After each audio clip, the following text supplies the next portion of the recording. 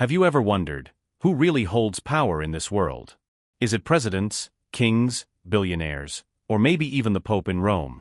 But what if I told you there is a figure, a man dressed in black robes, who is rarely mentioned yet believed to control governments, shape revolutions, and even influence the direction of entire wars? A man often called the Black Pope. Now, before your mind rushes to dark imaginations, let me assure you, this is not about fantasy or conspiracy fairy tales. This is about history, religion, politics, and power all tangled together.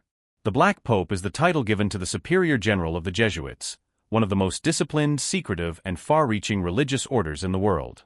And their story is one that stretches from the shadows of the Protestant Reformation to the very core of today's political and educational systems. Stay with me, because once you hear how deep this web of influence goes, you'll never look at history the same way again.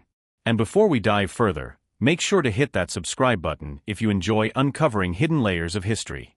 It helps a lot, and I promise you, we're just getting started.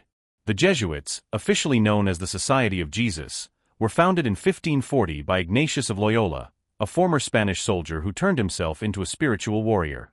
But unlike many other religious orders, the Jesuits were not just monks living quietly in cloisters. They were soldiers of the mind, missionaries of strategy, men trained in obedience, discipline, and above all, intelligence. Their mission was to defend the Catholic faith against the rising tide of Protestantism during the Reformation, and to spread Catholic influence into every corner of the world. Now, imagine an organization that valued loyalty to its superior general above loyalty to kings, princes, or even their own families. Imagine a group so well trained that its members could adapt to any culture, speak any language, and serve as advisors to rulers while secretly reporting back to their order. This was the power of the Jesuits.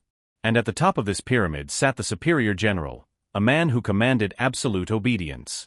Because of his black robes and his quiet but commanding influence, he came to be called the Black Pope. But why such a title? Well, while the white-robed Pope in Rome was the face of the Catholic Church, the Black Pope was said to be the mind behind the scenes. Some historians even argue that in many cases, the superior general wielded more practical power than the Pope himself. And here's where things get interesting. The Jesuits quickly spread across Europe and beyond, setting up schools, universities, and missions. They became masters of education. To this day, Jesuit schools are among the most prestigious in the world. But education was only one of their weapons. Through it, they shaped the thinking of future leaders, royalty, and even revolutionaries. When you control how the young are taught, you control the future. That was the Jesuit strategy. Now, let's pause here for a moment. If you're finding this fascinating so far, don't forget to subscribe and turn on the notifications, because we explore powerful untold stories like this all the time, and I don't want you to miss the next one. Back to the story. Throughout history, the Jesuits have been accused of being everywhere at once. During the Protestant Reformation, they worked to bring rulers back to the Catholic side. In colonial times, they traveled to Africa, Asia, and the Americas, not only spreading the faith but also embedding themselves in local politics and economies. Many colonial governments either feared them or relied on them, because Jesuits were skilled at navigating both power and the people. Then came the Inquisition, a time when questioning Catholic authority could cost you your life. The Jesuits were often linked to these brutal campaigns, serving as confessors, advisors, and sometimes investigators. Their reputation grew darker, no longer just priests, but spies, confessors to kings, and whisperers in royal courts. By the 18th century, their power was so great that kings of France, Spain, and Portugal feared them. And get this, they were actually banned and expelled from several European countries because rulers believed the Jesuits were manipulating politics from behind the scenes. In 1773, even the Pope himself was pressured to officially suppress the Jesuit order. Imagine that, the Pope being forced to silence his own soldiers because their influence was too dangerous. But here's the twist, the Jesuits never really disappeared. They simply went underground, maintaining their networks until the order was officially restored years later. And when they came back stronger. This resilience is what makes many believe that the Jesuits are not just a religious order, but a hidden power structure with global reach. Some researchers claim they influenced the rise and fall of empires, that they had roles in revolutions, and that they played hidden hands in events like the French Revolution and even the shaping of modern democracies. During the World Wars, the Jesuits were accused once again of being everywhere. Some said they advised political leaders on both sides, quietly ensuring that no matter who won, their influence remained. After the wars, their ties with intelligence agencies began to be whispered about. In fact, many of the world's most powerful spies, diplomats, and financiers were trained in Jesuit schools. Could that be a coincidence? Or is it part of a much bigger plan? Friends, the deeper you go into this story, the harder it becomes to ignore one fact. The Jesuits understood that power does not always come from being seen. True power often works in silence, through influence, education, and hidden networks. And the Black Pope, the superior general, has always been at the center of it all. Now let me ask you, when you hear about secret societies like the Freemasons or powerful elites who shape global finance, have you ever wondered if they're connected to something older, something more disciplined?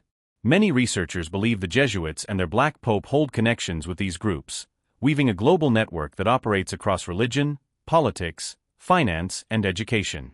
Even today, the Jesuits run some of the most influential universities in the world, places where future leaders are trained. Think about it. Presidents, judges, business leaders, and even intelligence officers often pass through Jesuit institutions. If you want to shape the world, what better way than to shape the minds of those who will lead it?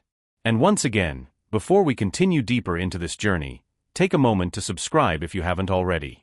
We're uncovering layers of history that are rarely spoken about, and subscribing means you'll always stay connected to the hidden stories of power. Now, let's bring it to the modern era. Today's superior general of the Jesuits still carries the title of Black Pope. Though less known to the public, his influence stretches quietly into education, politics, and even media. Some argue that the Jesuits' control today is even stronger because it operates so invisibly. They don't need to sit on thrones or wear crowns. Their crowns are the universities, their armies are the students, and their battleground is the world of ideas. Critics have claimed that the Jesuits are masters of double strategy, appearing to serve the Church while serving their own order's greater mission. Some say they are loyal first to the superior general, not even to the Pope. This is why the Black Pope is seen by many as a shadow ruler, a figure whose reach is vast but whose face is unknown. But here's where the greatest curiosity lies. If such an order has had its hands in world events for centuries, what role do they play right now? Are they influencing international policies? Are they shaping economic directions? Or are they guiding how media and education form our thoughts and beliefs? These are questions that do not have simple answers. Yet the patterns in history, from the Reformation to the World Wars, from colonial expansion to modern education, suggest that the Jesuits have always been there, guiding, advising, influencing, and sometimes controlling. And maybe that is their genius, not to be seen, but to always be present.